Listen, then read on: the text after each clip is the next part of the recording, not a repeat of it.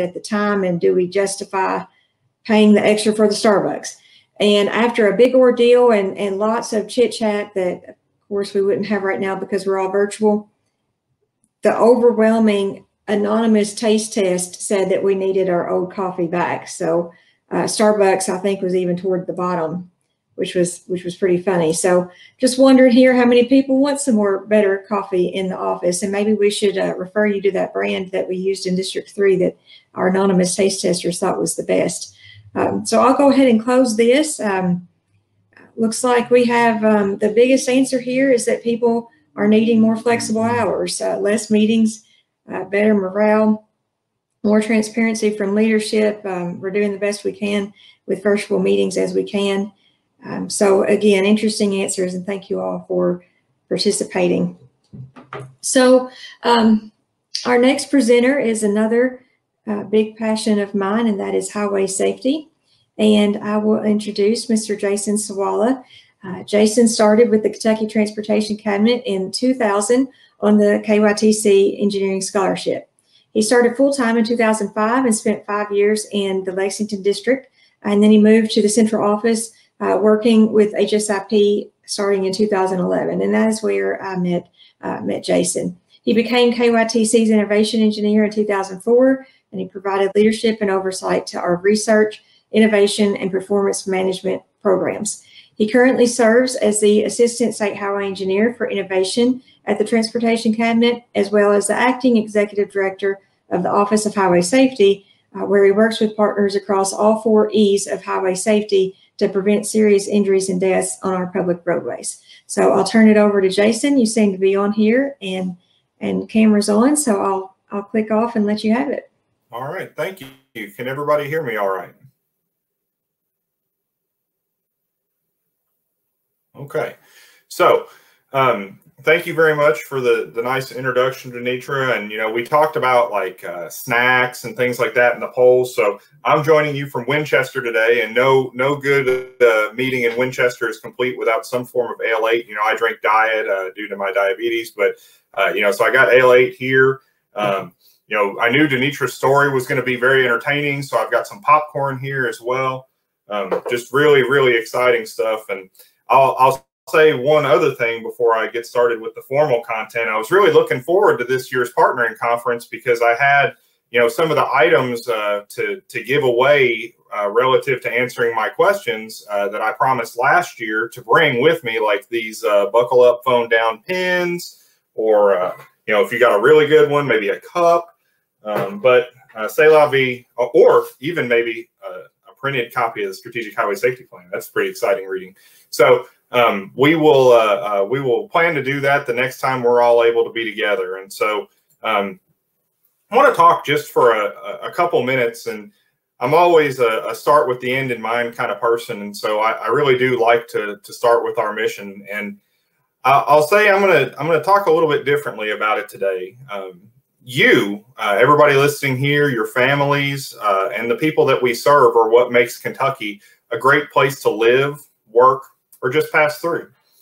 KYTC has a great legacy of connecting people not only to what they need, but also to the people and places that they love. And so Secretary Gray mentioned Calvin Grayson, and James mentioned Bill Julick, who was my ALA mentor. I saw in the chat several others indicating that he was a mentor to you as well. And I can't thank him enough for his contributions and investments, not only in KYTC, but in me personally.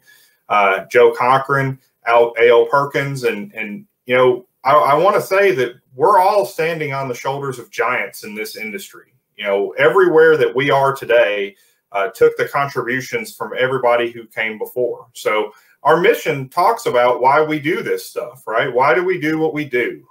To help the people in Kentucky, to help the people that travel through Kentucky, the people that need things that come from Kentucky. So we're going to start out today by looking through some of our history. And I want to thank the Office of Public Affairs, who published a centennial series earlier in around 2012 timeframe for KYTC centennial, excuse me, which is the source of a lot of the information that we're going to talk about. If you've not had an opportunity to see that, I'd suggest Googling it and going on YouTube and looking at it. It's really pretty neat. So can we get the first poll, please? All right. So when was the first highway department established by a state in the U.S.?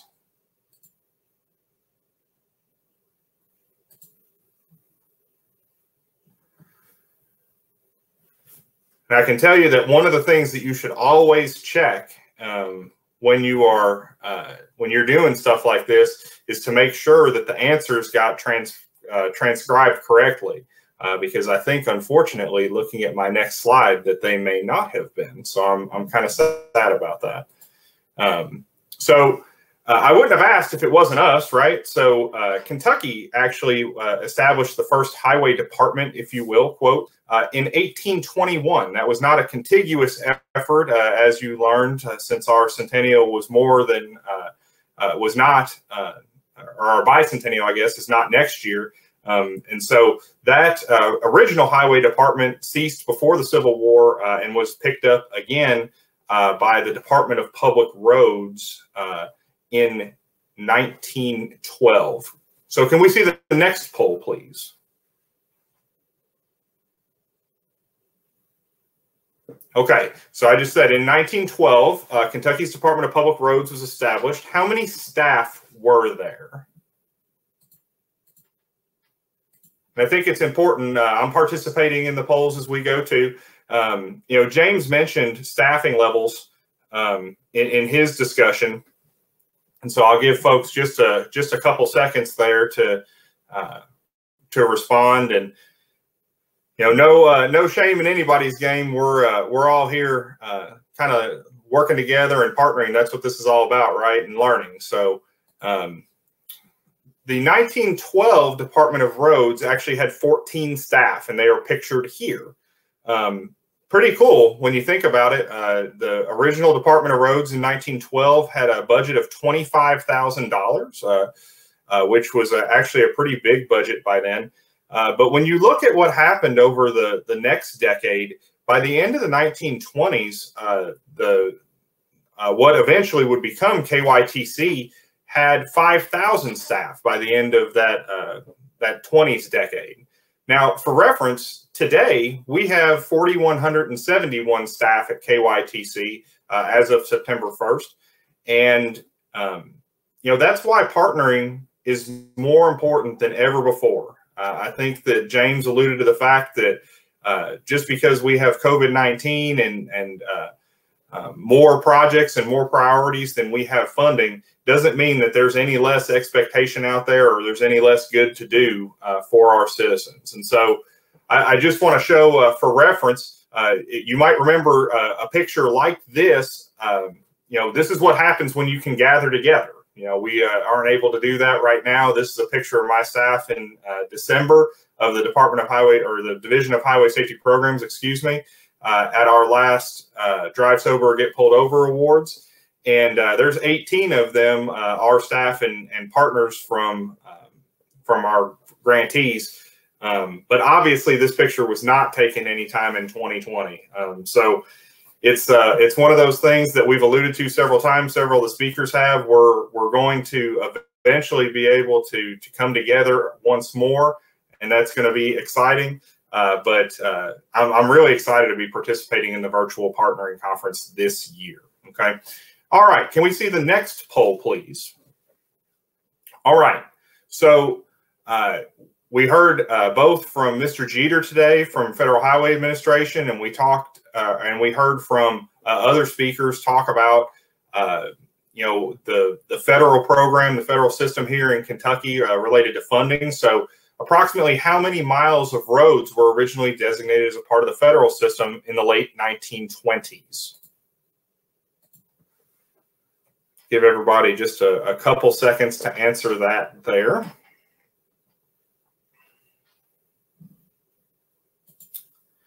And the answer to that is actually pretty interesting. The original federal system had about 3,700 miles in Kentucky that were designated as a part of that in the 1920s.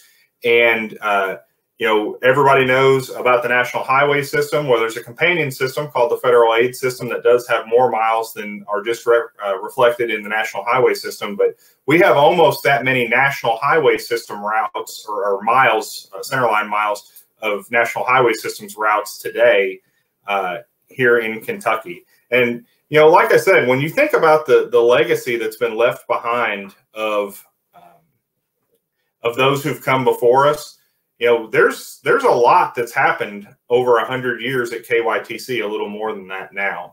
Can we see the next poll, please? All right.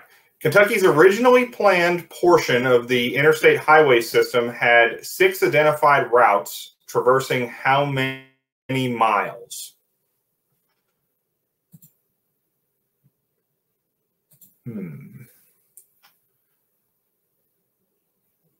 It's weird to think about only having 6 interstates at this point in Kentucky, huh? So give everybody just another second or two, and let's fast forward to today.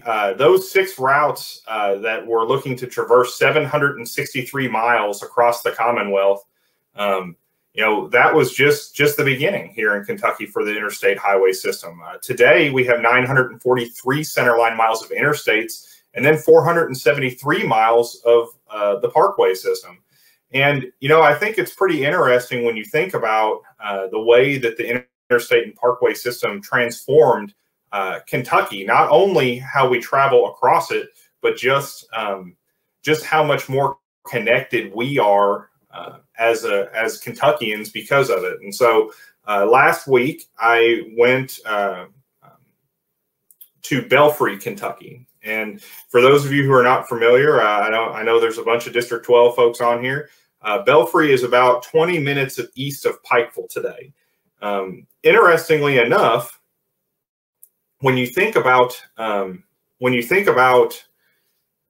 Belfry historically, I talked to somebody that's from there recently, and they said, well, when I was a kid, it took me an hour and a half to get to Pikeville.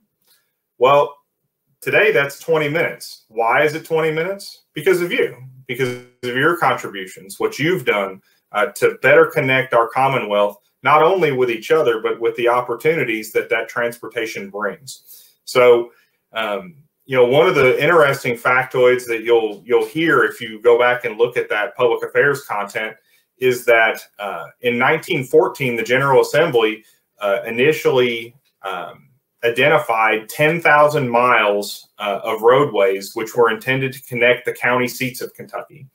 And, you know, today we have almost 90,000 miles of public roadways here in the Commonwealth. And that's not to mention bridges, culverts, you know, so much of what has happened over the last 100 years to connect us to one another. That day that I went to Belfry, it took me between 2.5 and 3 hours. And I will say, Marshall, if you're here, I didn't speed through the work zone on the Mountain Parkway, but I did have 4 people pass me on the double yellow because of that.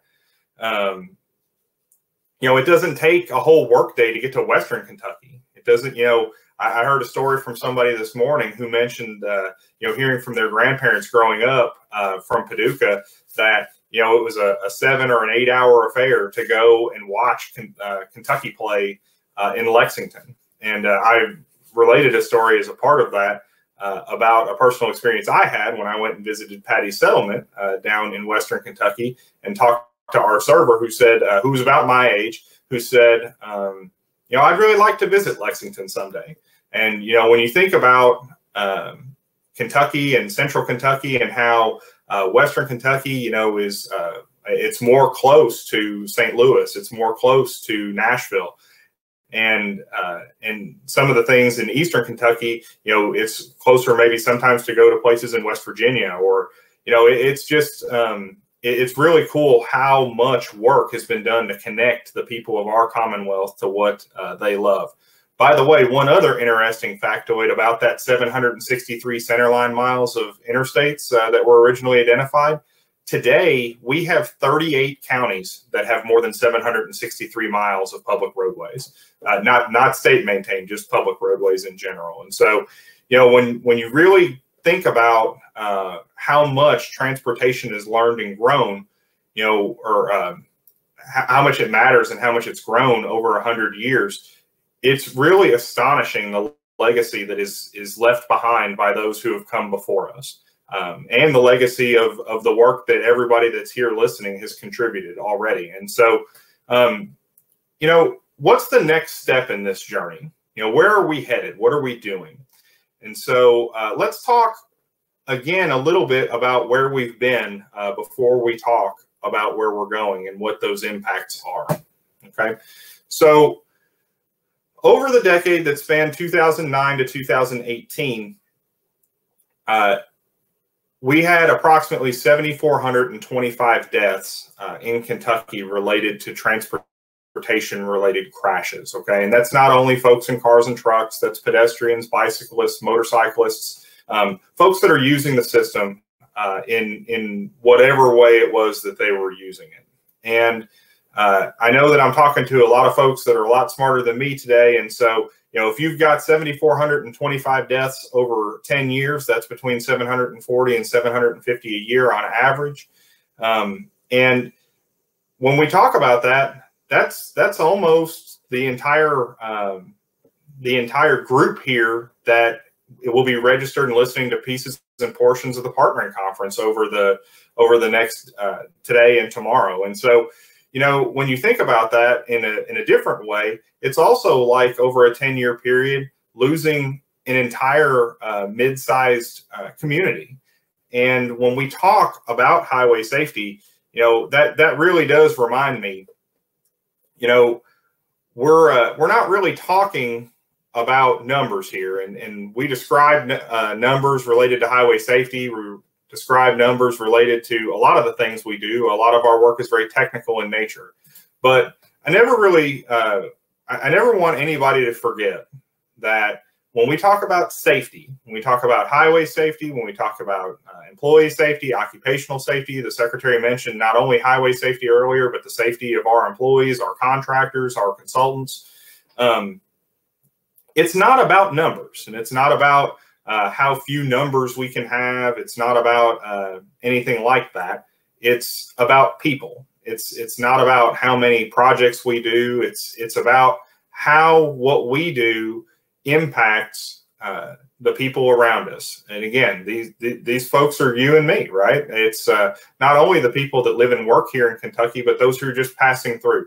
And I think that it's really, really important that we take a few minutes out every time we think about safety to remember that even if we're talking about something very technical like data-driven safety analysis, even if we're talking about you know, design criteria, even if we're talking whatever it is that we're talking about, no matter how technical in nature it is, we need to remember that what we do is for the people who use it.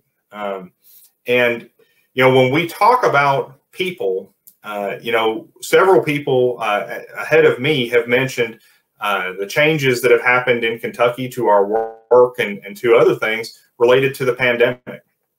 And I think that when you talk about the pandemic, you know, and as of yesterday, when the governor gave his update, there were 997 lives lost in Kentucky due to COVID-19. Excuse me.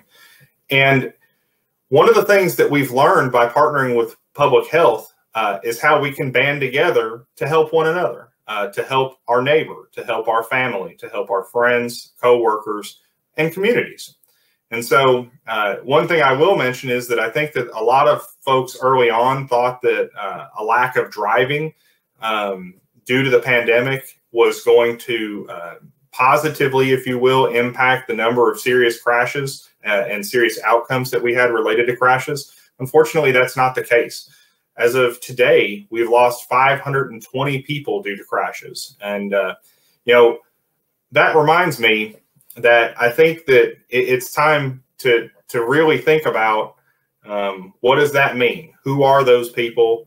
And remember that everything that we're doing is to serve those people, not just those 520 or the 7,425 that I mentioned earlier, but all the folks that are currently driving on our roads, because we're going to talk about about our strategic highway safety plan for a moment, which was almost done being developed last year when I spoke to this group. And the place I want to start here is with a bold goal.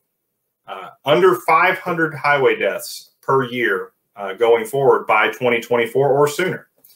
Well, I just mentioned that today, as of September the 9th, we had already had 520 this year. In fact, at the end of August, we had just over 500. And so when we talk about a bold goal, it is a bold goal. We're going to prevent enough loss of life to have less than we would have in 2/3 of a year this year. And that's significant. And one of the things that I want to tell you is that it's not going to be just the Office of Highway Safety. It's not just going to be HSIP. It's not just going to be the transportation cabinet or the consultant community. It's going to be everyone. Everyone is going to have to get together and decide that we're going to work hard and we're going to work differently related to how we affect highway safety in this Commonwealth. As I mentioned earlier about public health, one of the things that you probably have heard a lot of during the pandemic is a focus on prevention. When we were working on this strategic highway safety plan, that was obviously before COVID-19, but the public health folks that helped us with our plan talked about the importance of prevention, talked about the importance of people having a mindset of prevention. It's very difficult for folks to engage with mentally the concept of reducing something that happened yesterday. We're focused on preventing what might happen today or tomorrow as a result of today's actions, okay? And so we are looking forward to preventing those tragedies, those losses of life. And it's not only about projects, it's not only about programs, it's about community, it's about all of us. So the thing I wanted to share about the Strategic Highway Safety Plan, and I want to thank everybody. There's a significant portion of this group that tuned into one of our Strategic Highway Safety Plan webinars that we had over the last month and a half. And I really appreciate the interest and engagement from the project development community. It's something where we are looking to do things differently than we have done them before. And I'm very, very excited about our opportunities going forward. So we've picked 6 highly focused emphasis areas, okay? And when you think about talking about projects and programs and how all of that works, all of these things have a potential to play into the performance, not only operationally, but the safety performance of your projects, of your programs. So our focus areas are aggressive driving, distracted driving, impaired driving, occupant protection.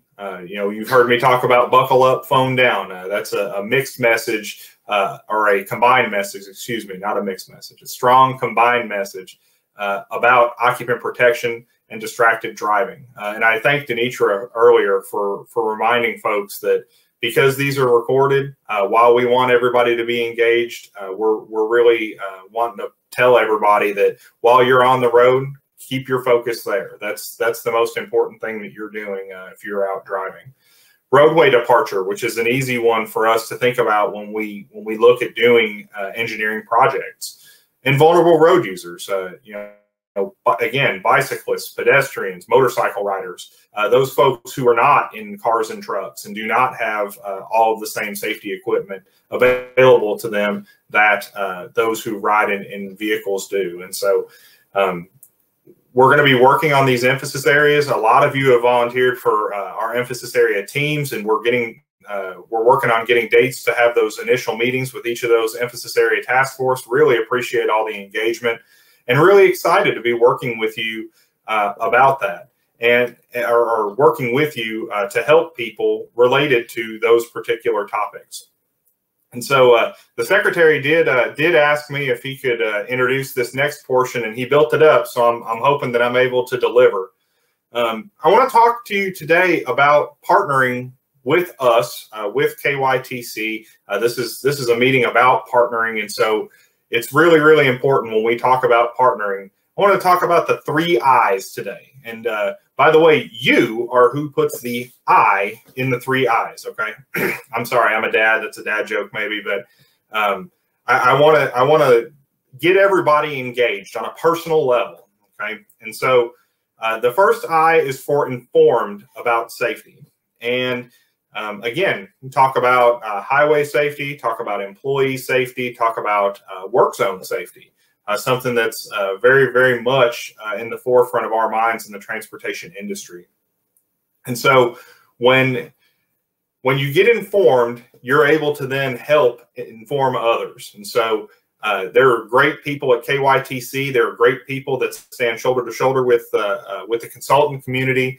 So it's not just the Office of Highway Safety. It's not just the folks in HSIP. A lot of the consultant community has worked really hard on getting up to date on how to intentionally consider safety in their projects through data-driven safety analysis, which is something that I just wanted to mention. We talked a lot at the last partner conference about data-driven safety analysis. And that's something that in June, we published the implementation plan for DDSA, and we're really excited to see that put into motion.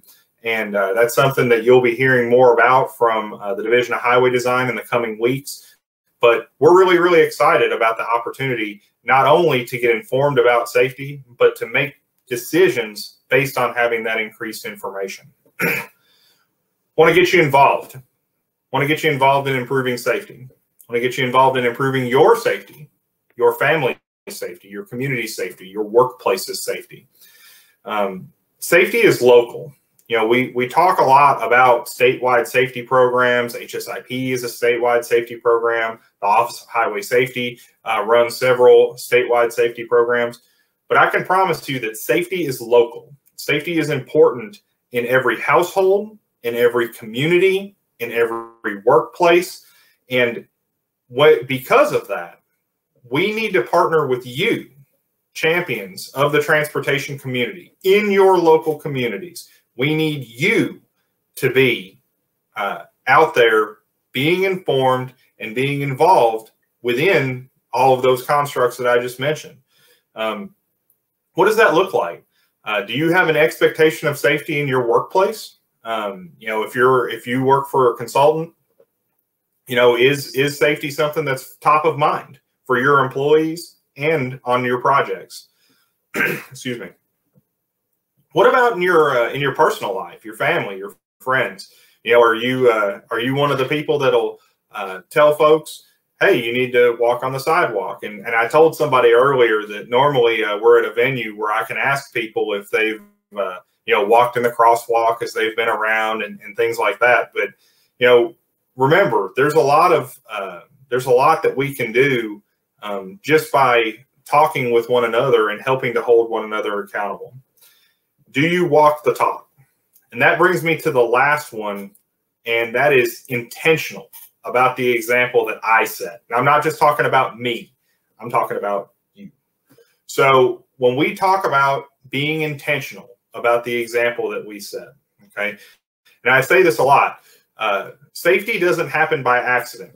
Another pun, right? So safety doesn't happen by accident. We have to be intentional about how we consider it, not only in our projects, but in the example that we set. One of the questions I'm asked most is about the NHTSA statistic that 94% of fatal crashes involve some element of human error. Well, that's a statistic, and that is accurate. What does that mean, though? That means that we have an opportunity through our behavior on the roadways, through your behavior on the roadways, to set the example. I talked about buckle up, phone down. Are you always buckled up? Is your phone always down? Are you paying attention to the road? Are you engaged in the driving task instead of distracted? Those things are important. Another one, we just got done with our Drive Sober or Get Pulled Over campaign. Don't drive after drinking. That's one of those that, is a cultural norm that needs to shift. And so make sure that if you're going to be out and you're going to be drinking, that you have somebody that isn't to be your sober driver. Make good choices ahead of time. Our previous speaker talked about planning. Well, planning is really important to safety. Watch out for vulnerable road users. I could go on and on. There's lots of different things that we can do on a personal level to do that. But I'm calling on you to be intentional about the example that you set. And I'm gonna show a video quickly that kind of describes a situation where somebody isn't, they're not as excited about the example that they set. So let's roll that video if you don't mind. That boy of mine's just like me.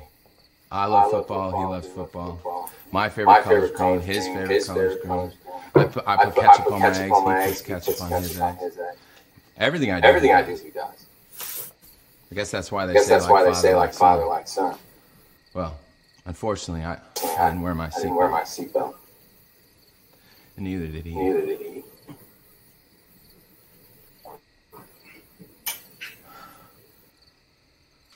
Nothing's going to be the same ever again. So, please, to all the parents out there, make sure you show your kids what a good driver does. He buckles up and puts the phone down. Make sure they understand that it only takes a second to change your life forever. Be safe, Kentucky. Buckle up. Put your phone down.